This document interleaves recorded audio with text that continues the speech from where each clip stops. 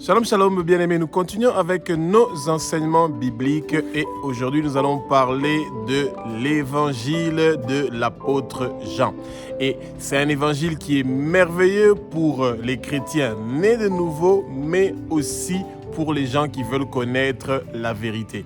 Et les gens qui veulent connaître la vérité, nous devons être plus. Pourquoi? Parce que la vérité, c'est Jésus, le Christ, le Messie, le Sauveur, celui qui est venu pour donner sa vie pour que nous puissions avoir la vie éternelle. Le Fils éternel, bien-aimé de Dieu. C'est Jésus-Christ de Nazareth, le Roi des rois, le Seigneur des seigneurs. Bien-aimé, que le Saint-Esprit prenne le contrôle de ma bouche, que ce ne soit pas moi qui sois en train de parler, mais que ce soit le Saint-Esprit qui soit en train de parler à travers moi. Et nous savons, nous tous, bien-aimés, que le Satan a préparé des écailles pour fermer les yeux de beaucoup de nos frères et de nos sœurs pour qu'ils ne puissent pas connaître la vérité. Que ces écailles-là tombent, que tous les écrans que le monde de ténèbres a prévus pour bloquer la vision de tous nos frères et nos sœurs, que ces écailles-là puissent tomber maintenant, au nom puissant de Jésus-Christ de Nazareth, et que les yeux du peuple de Dieu puissent s'ouvrir. Bien-aimés, il y a une triste nouvelle. Il y a 10 milliards d'habitants dans le monde entier et il y a seulement moins de 1 milliard qui ont donné leur vie à Jésus-Christ de Nazareth. Et c'est pour ça que comme il y a encore 9 milliards de personnes que nous devons gagner à Jésus, nous avons encore un très grand travail à faire et votre vie, votre bouche, vos paroles sont nécessaires pour partir partout dans le monde entier pour que le peuple de Dieu, pour que les 10 milliards d'habitants du monde entier tourne vers Jésus-Christ de Nazareth. Et c'est pour ça que vous devez parler de Jésus dans votre maison, dans votre foyer, à vos voisins, à vos amis, dans la région où vous êtes. Bien-aimés, le Seigneur veut vous utiliser comme son instrument.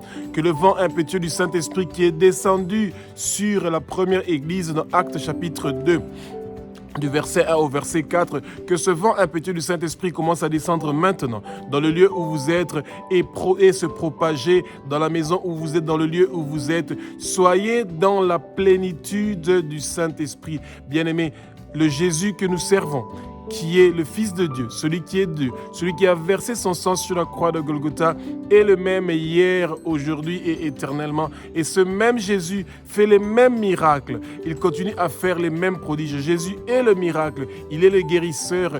Il est celui qui vous décharge, vous libère de tout ce qui vous empêche de pouvoir venir vers lui. Bien-aimés, Jésus, il nous aime d'un amour agapé, d'un amour infini. Et c'est pour ça qu'il a tenu sa promesse, celui de nous envoyer son Esprit Saint, le Saint-Esprit, l'Esprit de la vérité, le consolateur, le médiateur, celui qui nous enseigne par excellence. Et bien-aimés, et l'évangile de Jean va beaucoup nous apprendre sur qui est le Messie, comment il se révèle à nous, comment il nous prépare pour que nous puissions avoir un chemin qui est facile pour pouvoir arriver vers le Père. Parce que Jésus est le chemin. Il est le seul chemin qui mène vers le Père. Et ceux qui auront cru et qui vont accepter d'être baptisés au nom du Saint-Esprit, ils seront ceux qui sont envoyés partout dans le monde entier et ceux-là vont voir le royaume du Seigneur bien-aimé. Et c'est pour ça que Jésus a accepté de quitter son trône, de venir sur terre, de mourir une mort horrible sur la croix de Golgotha pour que nous puissions avoir la vie éternelle. Celui qui donne la vie éternelle, c'est Jésus, le Roi des rois, le Seigneur des seigneurs.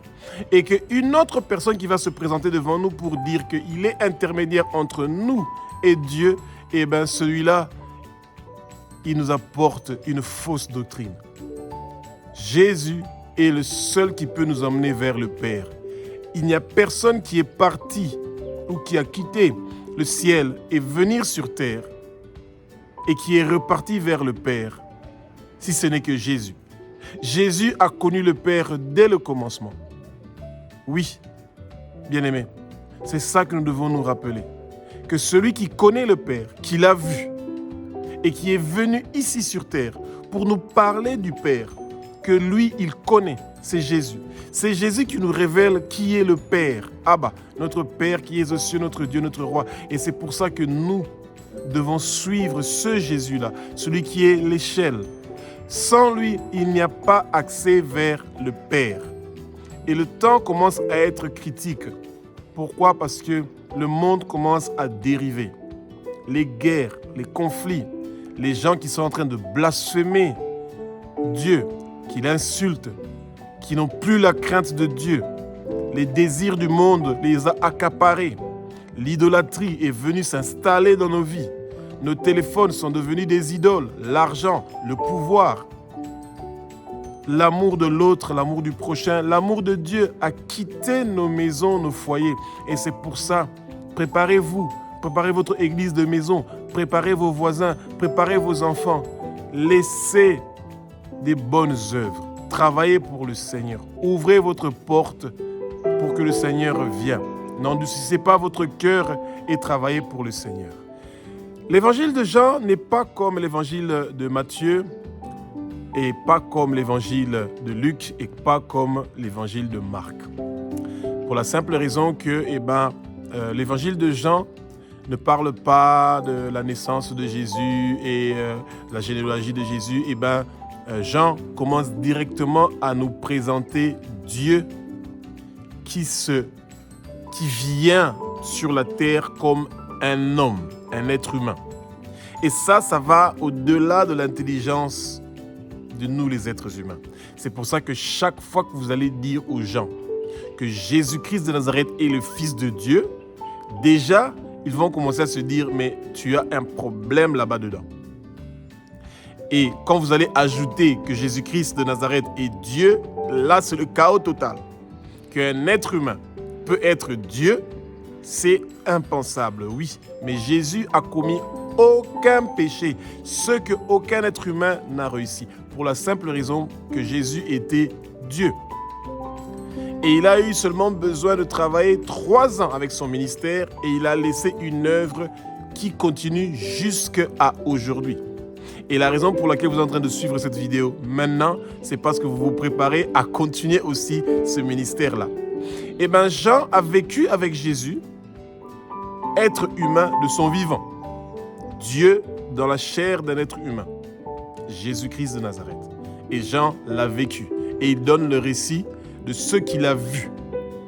Ce que Jean est en train d'écrire, ce n'est pas comme ça s'est passé avec Luc et Marc, des gens à qui on a donné des récits de ce que les autres ont vécu et eux, ils ont écrit.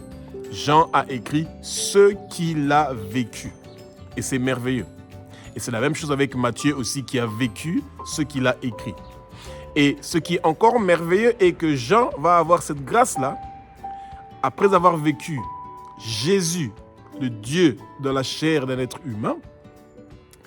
Il a aussi reçu la révélation de Jésus avec son corps glorifié. Ça veut dire Jésus, après sa résurrection, Jésus a visité l'apôtre Jean et lui a révélé l'Apocalypse. Et c'est des choses merveilleuses et que j'encourage à tout le monde de lire le récit d'Apocalypse. Et le livre de Jean, l'évangile de Jean et celui de l'Apocalypse, ce sont 2 livres que vous allez lire et relire et relire et relire. Pourquoi? Parce que chaque fois que vous lisez, vous avez une autre révélation. Vous avez une autre connaissance. Le Seigneur se révèle d'une façon différente à vous, à travers ce que vous serez en train donc de lire. Et l'apôtre Jean veut absolument expliquer au monde entier que Jésus est le Messie, le Christ, celui que le monde était en train d'attendre. Et que Jésus est le commencement. Et c'est pour ça qu'il dit dans Jean chapitre 1, verset 1, « Au commencement était la parole, au commencement était Jésus. Et Jésus est Dieu. La parole est Dieu. Jésus et Dieu, ils font un. Il commence directement à montrer que Jésus et Abba, notre Père qui est aux cieux, font un. Et plus tard, il va ajouter aussi que le Saint-Esprit qui est descendu en Jésus quand il a reçu le baptême de Jean, ils ont fait un. Et cette unité-là, c'est l'unité que le corps de Christ a besoin. Jésus, l'époux qui va venir pour les noces, pour récupérer son épouse, va venir pour récupérer une église qui est unie. Et c'est pour ça que l'amour fraternel, la communion fraternelle est quelque chose d'important que Jean est en train de signifier et de montrer aux chrétiens que nous devons rester unis. Et notre unité est basée sur la parole, celui qui est le commencement. Tout évangile, toute prédication qui va en dehors de la parole, qui parle des expériences personnelles de ces gens-là, eh bien, il s'éloigne de l'unité du Christ. L'unité du Christ, c'est tout ce qui tourne autour de la parole. Les références sont dans la parole. On présente le Christ qui est dans la parole et pas un autre Christ. Et c'est ça que Jean veut nous expliquer dans son évangile. Bien-aimés, quand vous allez lire ce livre de Jean, lisez-le, relisez-le et c'est merveilleux. La beauté de la parole de Dieu est l'unicité. Ça veut dire que quand vous regardez dans l'évangile de Matthieu, dans l'évangile de Marc, dans l'évangile de Luc et dans l'évangile de Jean, vous trouvez beaucoup de ressemblances jusqu'au point où vous allez penser que ce qu'ils sont en train de dire, c'est exactement la même chose, mais il y a des petites différences et la façon que chacun a expliqué, eh ben, il y a quelques petites nuances, mais ce qui est beau est que ça confirme dans Matthieu, dans Marc, dans Luc, dans Jean, ça continue à confirmer que les mêmes récits sont en train d'être expliqués et qu'il y a l'unicité. Et c'est ça que le Seigneur veut, que nous soyons unis dans ce que nous sommes en train de dire. Peu importe où vous êtes dans le monde entier, eh ben, que ce que vous êtes en train de dire et d'expliquer et de parler aux autres pour les gagner à Jésus-Christ de Nazareth ne doit pas sortir en dehors de la parole, ne doit pas sortir en dehors de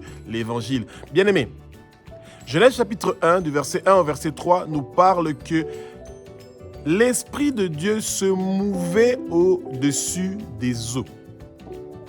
Eh bien, les eaux dont on est en train de parler dans Genèse chapitre 1, aux 3 premiers versets, c'est le chaos. Le chaos que nous avons aujourd'hui dans nos églises. Le chaos que nous avons aujourd'hui dans le monde, que chacun donne sa propre interprétation de comment il veut interpréter les paroles de Dieu, interpréter les paroles de Jésus. On interprète ce qui est écrit dans la Bible.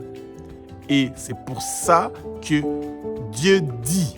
Et donc, quand Dieu a dit sa parole qu'il a dit, eh ben, a poussé son esprit. Le Saint-Esprit a commencé à apporter d'abord quoi? La lumière. Et cette lumière-là, c'est Jésus, le Christ. Au fait, Dieu avait déjà apporté Jésus dès le commencement, parce que Jésus est la lumière. Et c'est ça que Jean veut expliquer. Il veut expliquer que Jésus est la lumière qui vient pour éclairer le monde. La première chose que Dieu a créée, c'est la lumière, et pour que la lumière puisse dominer les ténèbres. Et cette lumière-là n'est personne d'autre que Jésus, qui est l'alpha, qui est le commencement. Et c'est ça qui est beau. Et que quand vous partez pour prêcher aux gens, vous ne devez pas les menacer, vous allez partir en enfer si vous ne croyez pas en Jésus. Si vous faites cela, vous allez mourir. Non, présentez Jésus. Présentez la lumière. Le Père lui-même a commencé par nous présenter la lumière. Genèse chapitre 1. Dès le 3e verset, eh ben, Dieu dit « Et la lumière fut ». La lumière est venue. La lumière, c'est la parole. La parole est cette lumière-là qui nous éclaire. Et c'est pour ça que nous sommes très étonnés de voir que les chrétiens n'aiment pas lire la Bible et ils ne prennent pas le temps de prier. Ils ont plus de temps à regarder leur téléphone et à être dans le divertissement que de chercher que cette lumière du Seigneur puisse éclairer leur vie et qu'ils puissent quitter les ténèbres. Et où il y a la lumière, ça veut dire Jésus, la parole, celui qui est le pain de la vie, celui qui est la nourriture que nous avons besoin pour pouvoir grandir spirituellement. Quand il est présent, quand cette lumière-là est présente, eh ben, nous avons la victoire. Et nos noms sont inscrits dans le livre de vie de l'agneau parce que nous avons reçu la lumière.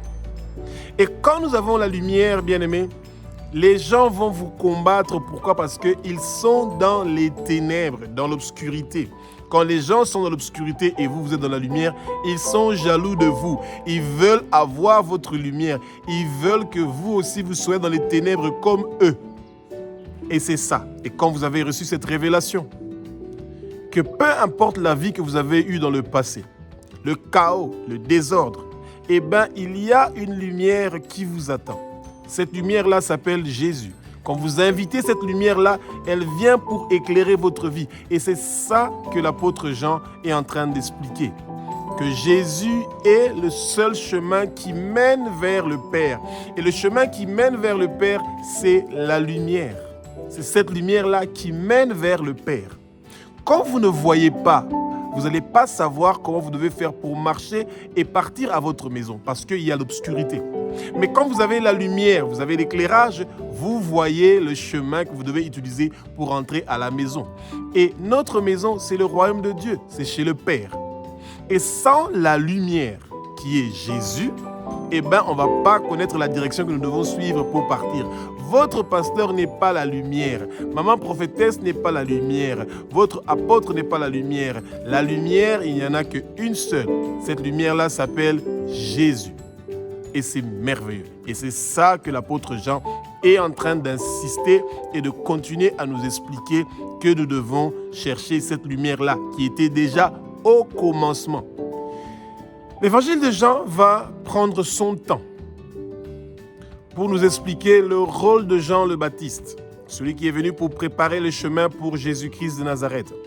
Eh bien, la préparation que Jean-Baptiste devait faire pour Jésus-Christ de Nazareth est celui de convaincre le peuple juif de se repentir, la repentance. Bien aimé, sans confesser nos péchés et sans nous repentir, ça veut dire abandonner le péché, eh bien, il est difficile que la lumière puisse venir vers nous parce que la lumière a horreur des ténèbres. Et quand nous vivons dans le péché, nous sommes dans les ténèbres. Nous avons refusé la lumière. La lumière est gratuite. C'est gratuit. Et la révélation, c'est la lumière.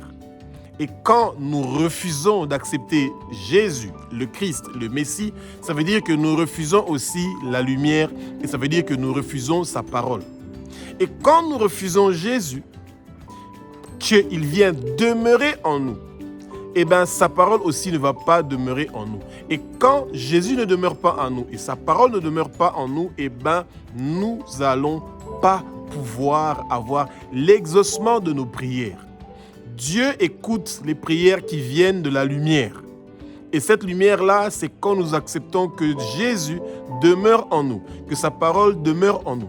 Et comment sa parole peut demeurer en nous quand nous ne cherchons pas à connaître cette parole-là, en la lisant, en la méditant, en la mémorisant?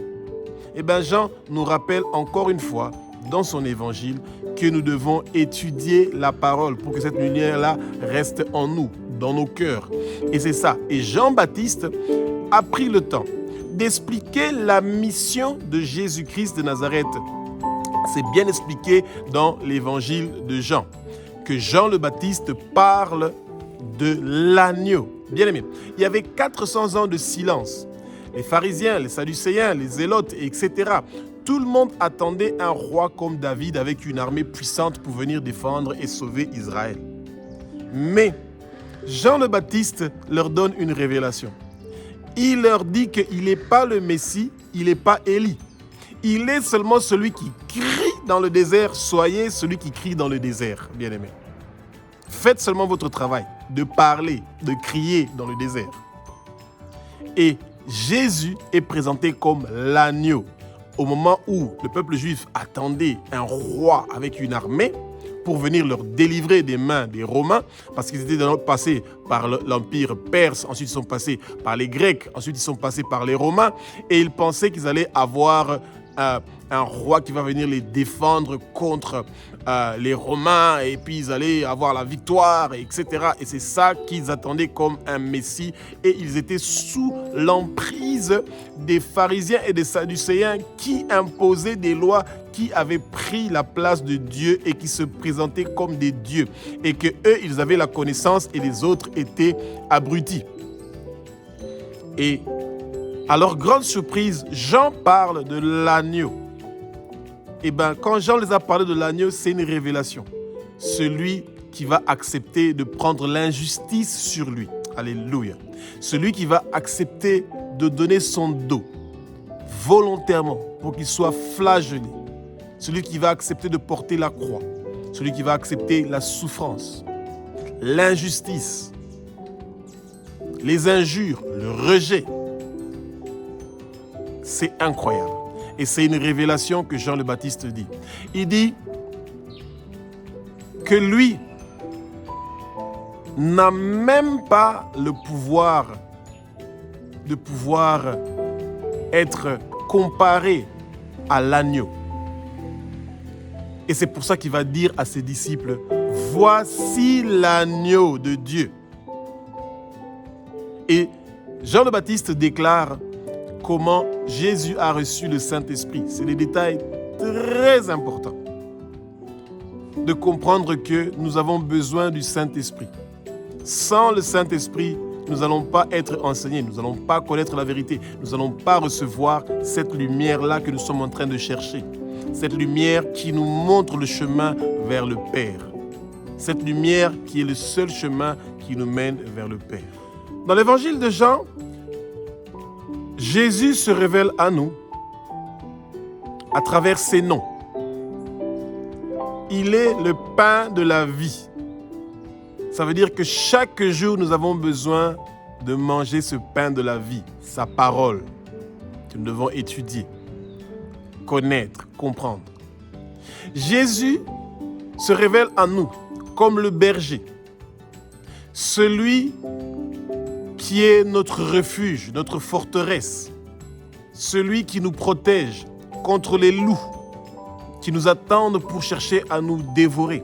Quand vous êtes en danger, quand on cherche votre vie, eh bien, Jésus est la forteresse. Il est notre refuge. La muraille protectrice du feu du Saint-Esprit nous entoure. Il a versé son sang pour que nous puissions avoir la victoire, que nous soyons sauvés. Et Jésus se révèle en tant que berger. Et comme il se révèle en tant que berger, eh bien, il se révèle à travers le nom d'être la porte. Jésus est la porte. Les gens qui veulent entrer dans l'étable par la fenêtre, c'est les gens qui veulent venir voler les brebis. Quand on est un berger, eh bien, ça veut dire que le berger connaît ses brebis. Et les brebis connaissent la voix du berger. Et c'est pour ça que c'est dommage que dans nos églises aujourd'hui, le peuple de Dieu ne connaît plus la voix du berger. Ils connaissent la voix de leur pasteur. Ils se rappellent plus de leur pasteur que de se rappeler du berger, qui est Jésus. Ils préfèrent plus prendre des heures pour écouter ce que leur pasteur est en train de dire au lieu d'écouter ce que le berger est en train de dire. Et écouter le berger, écouter sa voix, c'est lire, étudier sa parole. Prendre le temps de passer le temps avec le berger. Celui qui vous fait sortir le matin, qui vous emmène dans des verts pâturages et qui vous ramène dans la bergerie. Et qui vous protège contre les loups et contre les prédateurs.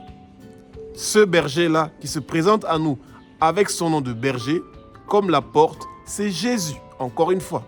Sans sa lumière, sans son intervention, nous ne pouvons rien. Notre vie sans Jésus n'a pas de sens tout simplement.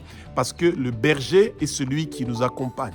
Et quand vous dites, comme Psaume le dit dans chapitre 23, « L'Éternel est mon berger, je ne manquerai de rien », ça veut dire que l'Éternel, vous vous réveillez le matin, la première réflexion est de confier votre journée au berger qui va vous accompagner dans les verts pâturages, qui partira avec vous, qui va revenir avec vous. Mais quand vous sortez de votre maison sans prier, sans demander au berger d'être avec vous, que son esprit vous accompagne et que son esprit contrôle votre bouche, vos mouvements, et que rien ne puisse vous arriver, et que les prédateurs qui se préparent à vous dévorer, qui ne puissent pas vous dévorer, et que vous n'allez pas refuser la mort, les accidents, refuser les maladies, les empoisonnements, refuser qu'une seule goutte de votre sang ne puisse couler.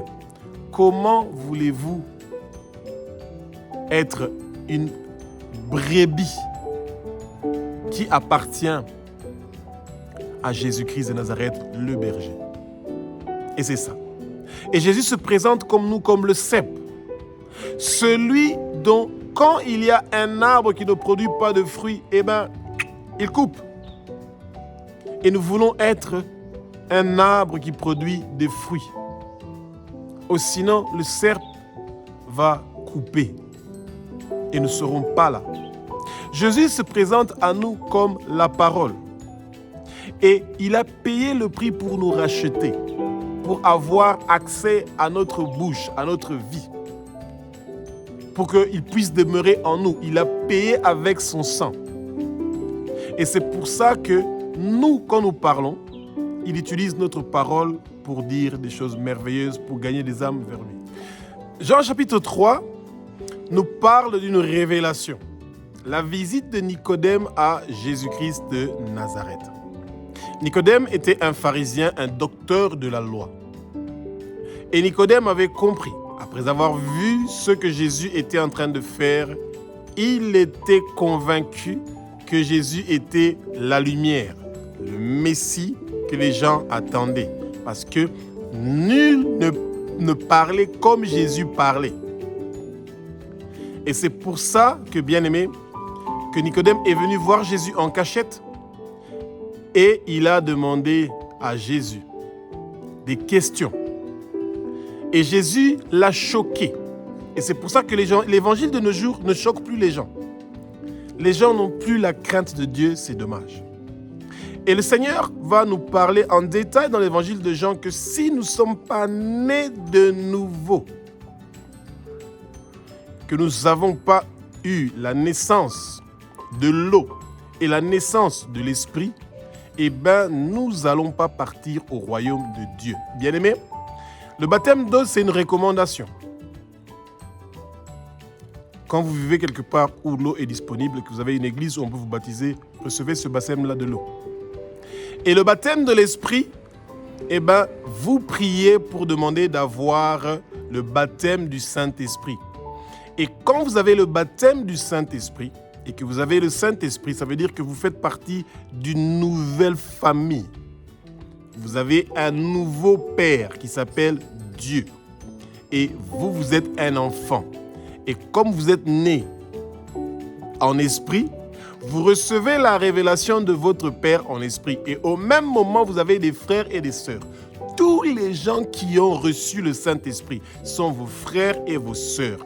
Vous vous préparez, vous tous, aux noces entre l'époux et son église.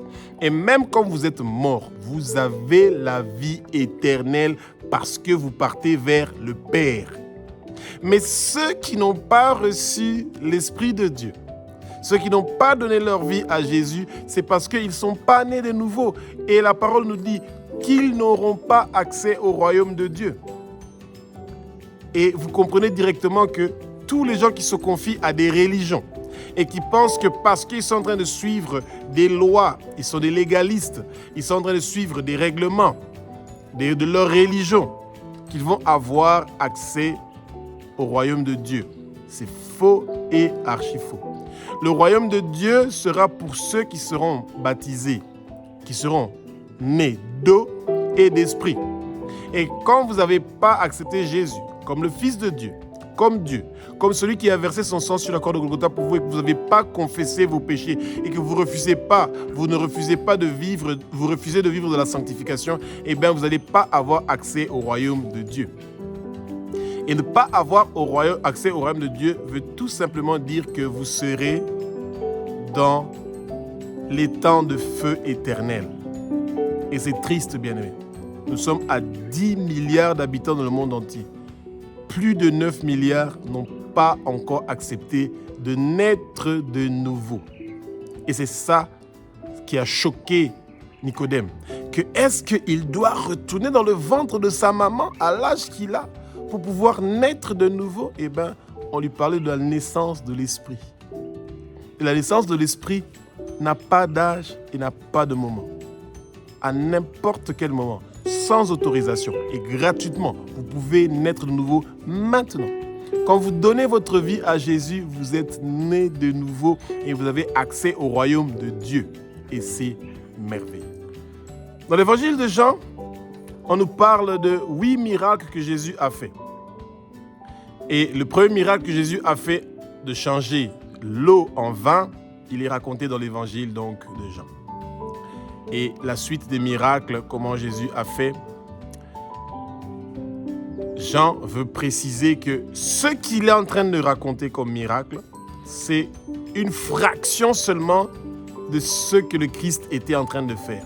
Au juste, dans les 3 ans du ministère de Jésus, il a fait beaucoup plus que les 8 miracles que Jean explique ou d'autres miracles. Pour juste vous donner un exemple, quand Jésus passait, que des gens le touchaient, il guérissait des malades. Partout où il parlait, les guérisons se faisaient. Et il y avait tellement beaucoup de miracles qui se faisaient que c'était pratiquement impossible de pouvoir raconter et de pouvoir écrire tous les miracles que le Seigneur faisait. Et bien aimé, quand vous êtes un chrétien né de nouveau, vous vivez dans la sanctification, Jésus demeure en vous, sa parole demeure en vous, et vous êtes déjà un miracle, vous êtes déjà un guérisseur. Où vous êtes, où vous marchez, même sans parler, même sans dire quelque chose se passe. Il y a des guérisons, des miracles, des changements qui se passent. Pourquoi? Parce que vous avez la lumière. Et cette lumière qui vous accompagne vient pour détruire les œuvres du monde des ténèbres. Et c'est merveilleux. Et c'est ça que le Seigneur cherche à apporter. Que le peuple de Dieu soit conscient que Jésus est la résurrection et la vie. Que lui, il est ce que nous sommes en train de chercher. Ce miracle. Et c'est formidable. Et Jésus a été tenté de toutes les façons, dont notamment le récit de la femme adultère. Et que les pharisiens et les sadducéens se disaient « Ah, on va le tester s'il va contredire la loi de Moïse qui disait que quand on a attrapé quelqu'un dans l'adultère, on doit le lapider. » Mais ce qu'ils avaient oublié, bien aimé, est que quand on vous amène devant Jésus pour vous accuser, on vous a amené devant celui qui est votre avocat et celui qui est votre Dieu en même temps. Ça veut dire que quand vous restez sous les pieds de Jésus, comme la femme adultère a fait, vous êtes sauvés.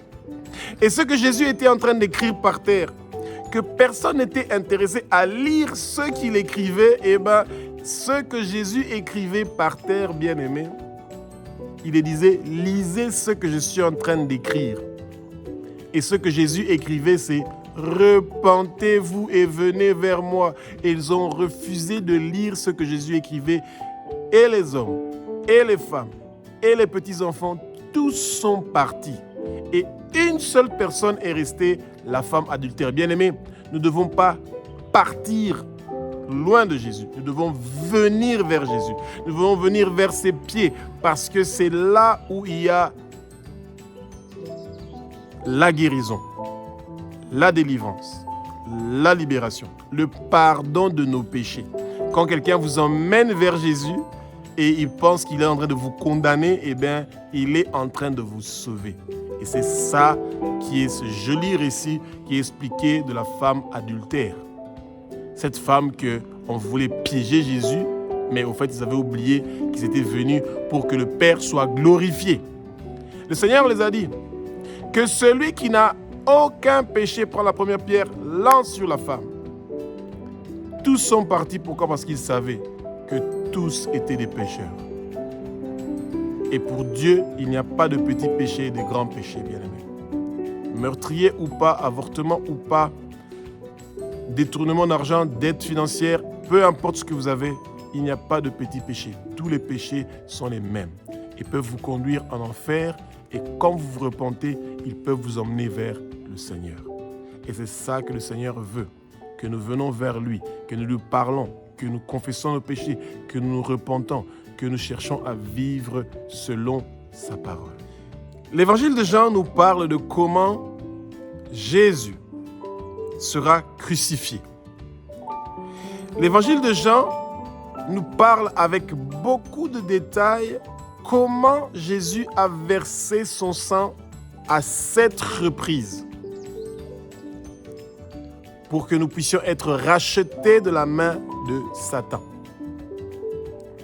et comment Jésus a été rejeté dès le jardin de Gethsémane, chez Anne, chez Caïphe, chez Pilate, chez Hérode, retour chez Hérode, fouetté, flagellé. On l'a fait porter une couronne d'épines, son sang a coulé. On l'a fait porter une croix. Lui qui a commis aucun péché, mais on l'a pendu au bois et qu'il a versé son sang.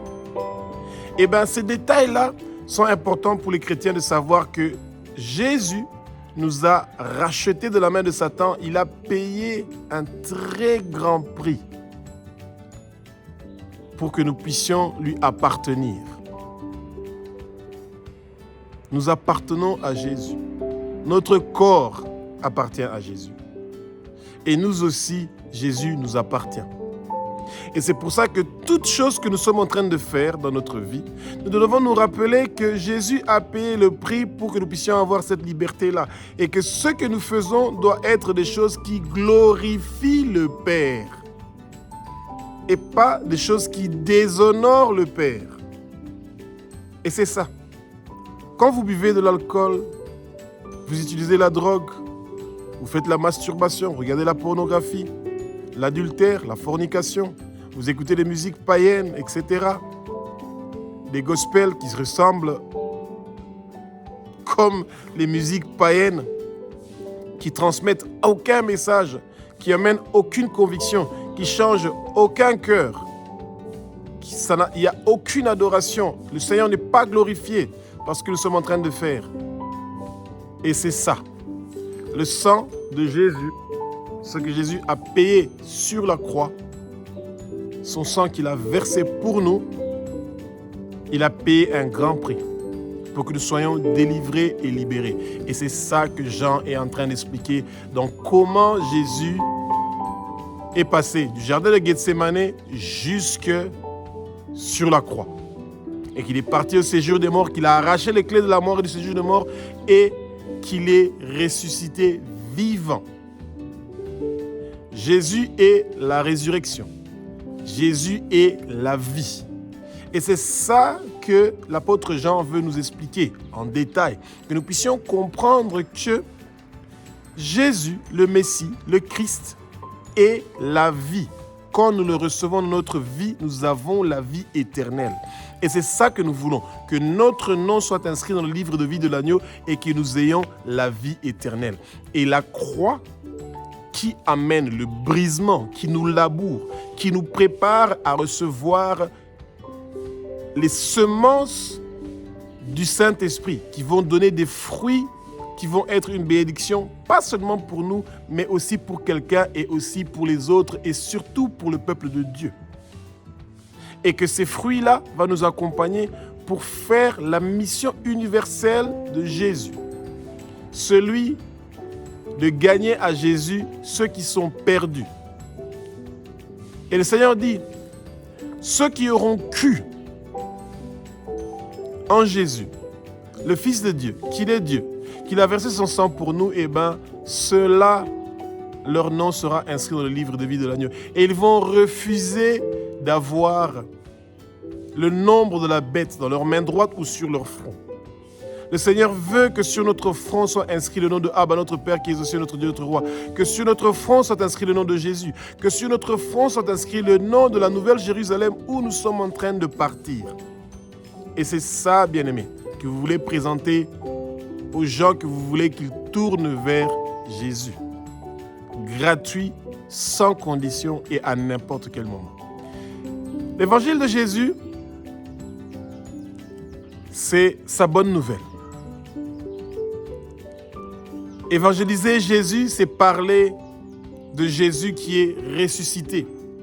De ce Jésus qui n'est plus dans la tombe du sépulcre où les gens pensaient qu'il sera.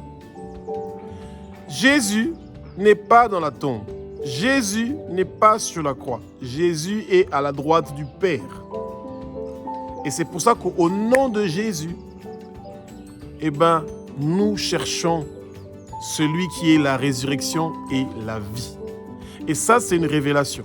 Et que cette pierre qu'on a mise sur nos yeux, pour que nous ne puissions pas voir que Jésus veut nous délivrer, et qu'il veut que nous partons ensemble avec lui vers le Père.